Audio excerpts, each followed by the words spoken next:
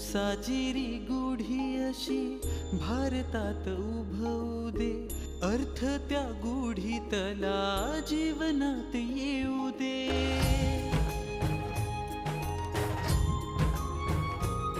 हो साजिरी गुढी अशी भारतात उभवू दे, अर्थ त्या गुढीतला जीवनात येऊ दे.